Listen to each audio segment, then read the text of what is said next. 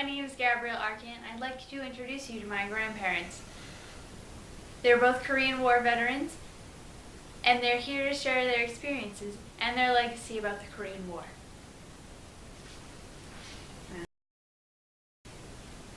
I'm Richard Arcan. I'm 86. I'm Joan Arcan, and I'm 86. Okay. I finished my Navy career as a lieutenant commander, but during Korea I was a lieutenant. Joan? And I was a Navy nurse, and I started out as an ensign and finished my career as a full lieutenant. I served as operations and officer of the USS General William Mitchell as a TAP, working for what is now the Military Sealift Command, lifting troops from Seattle and San Francisco to Yokohama and Busan.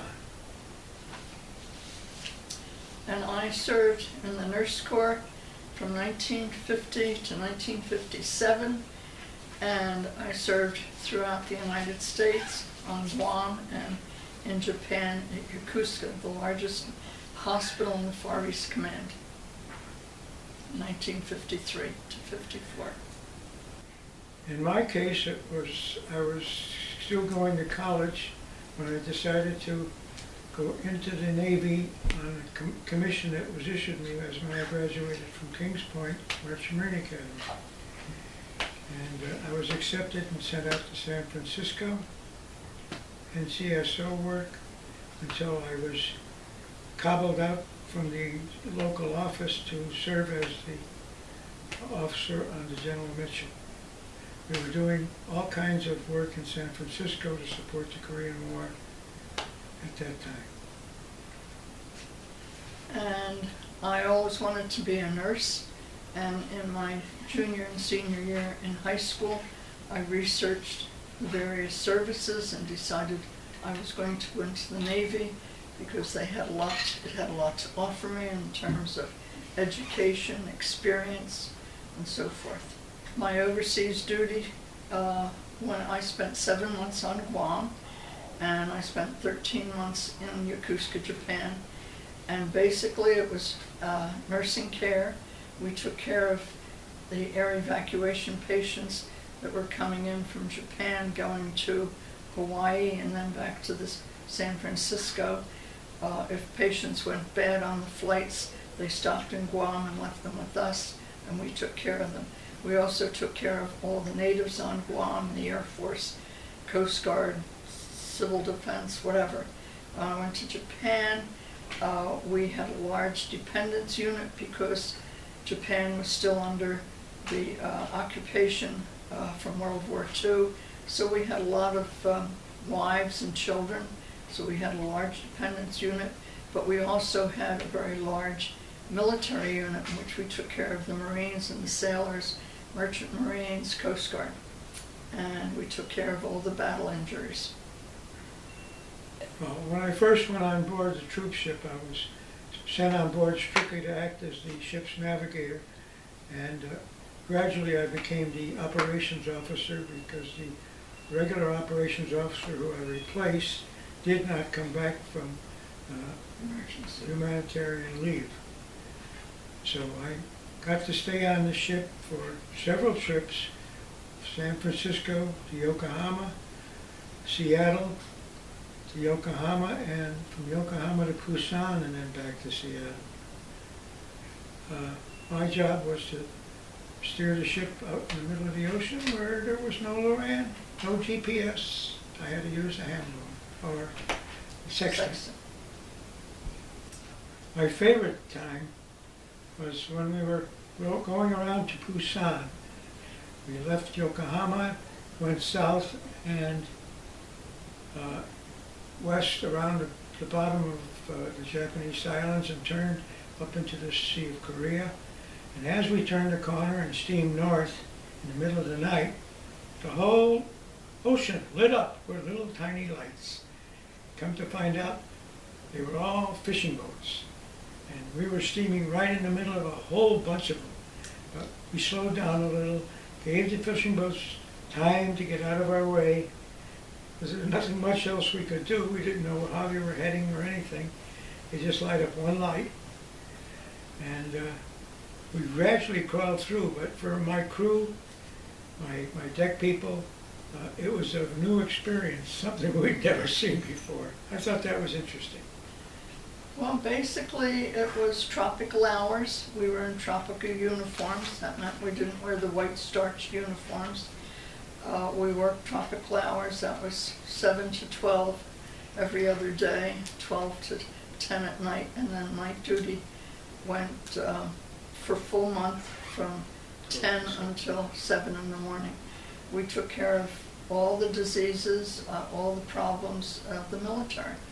We were just responsible for the entire island, including the residents, the Chamorro members of Guam. I arrived on Guam in November, and in December we were told we were going to have to evacuate the hospital because a typhoon was going to hit Guam in 2 days. So we sent all the patients that were able to go, we sent them back to their bases, and we kept the 6 patients with us.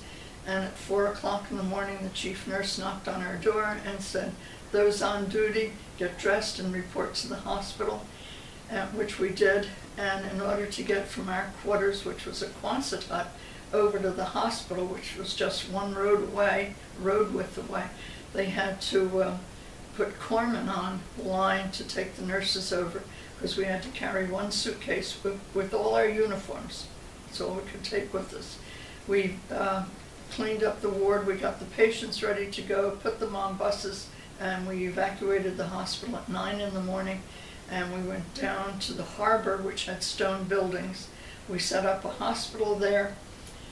We were there for the entire day, and around 8 o'clock at night they declared that it was safe to go back to the hospital.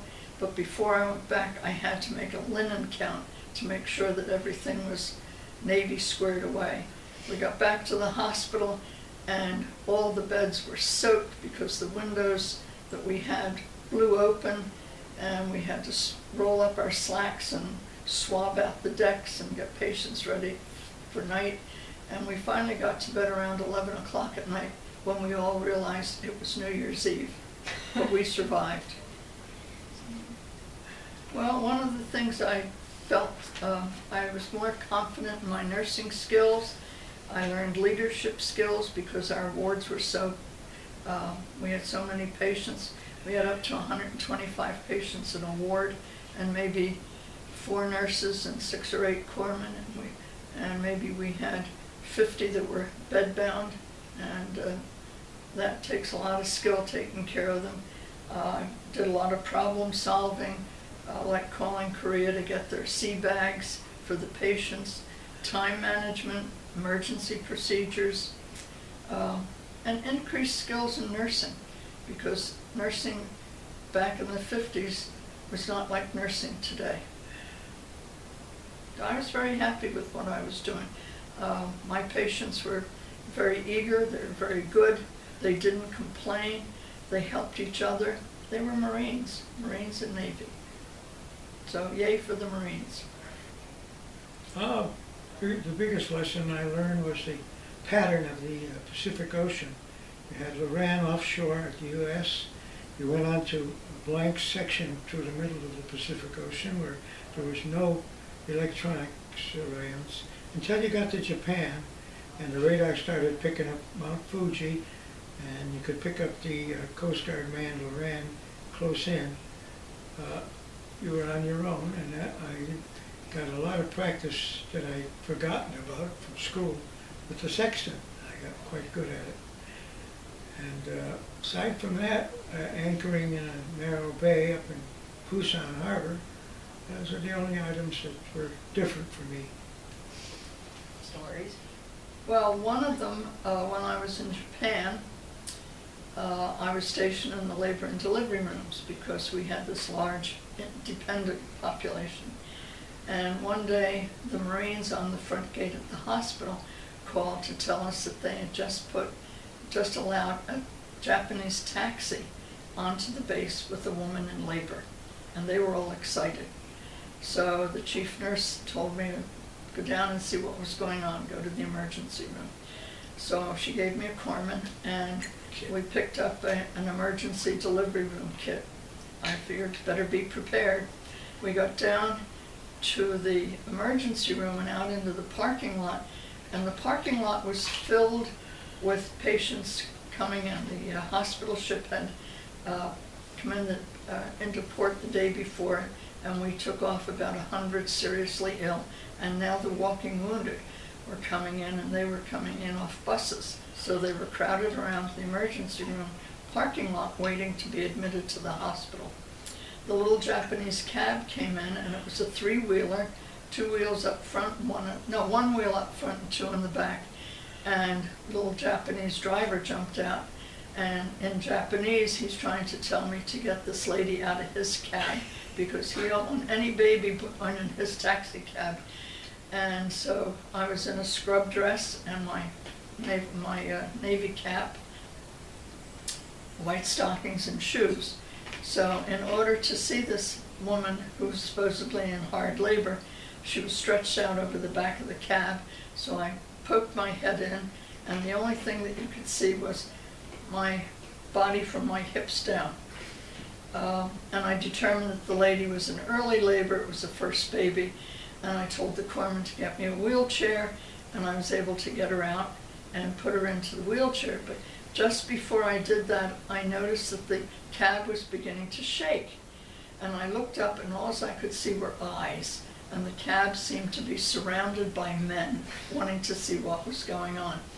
So I thought, well, I gotta get her out of here. So I got her out, put her in the wheelchair, and just as I did, a Marine at the end of the little cab hollered, "Attention on deck, officer aboard."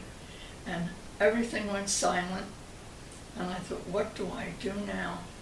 And all of a sudden, everybody in that parking lot stopped and saluted me.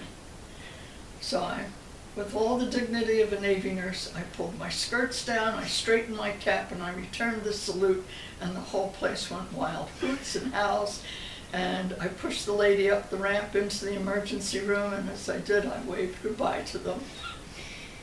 That was a fun time. All right. Oh, yes, for Christmas, the first year I was there, first 6 months, I received a woolen sweater. I was on Guam, and the coolest temperature was 90 degrees. My mother visited with an elderly aunt who wanted to know what I was doing and where I was, and my mother proudly said, "My daughter is a Navy nurse, and she's on Guam." And my aunt said, "Oh, that's nice. Does she get home on weekends?" But my family they were happy for me. They knew that I was going to be well cared for, and I'll tell you the truth, I was never afraid. As long as the Marines were around with the Navy, we were never afraid. We were well respected and well treated. And yes, I would do it again. Grandpa? Well, Joan and I are involved with the Korean War vets in the state of Florida. We've both been officers in the Department of Florida, as well as officers in our own chapter in St. Petersburg. And Joan is currently the state treasurer. You're the JAG. I'm the JAG, I'm the state JAG? Yeah. Yep. I'm a state judge advocate. And we're kept very busy with organizing council meetings and the annual convention for our group. Our legacy? I'd say one of the legacies is the wonderful treatment that the Korean Americans extend to everybody who's ever been there. They are uniquely one of the finest groups that have ever operated in the States.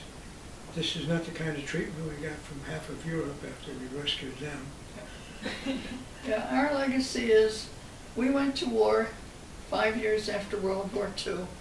We went to a country we had really never heard of, a people we never met, and our legacy is we said we'd help them, and we did. And we kept South Korea from going to the communists and probably saved the Far East from the same kind of treatment.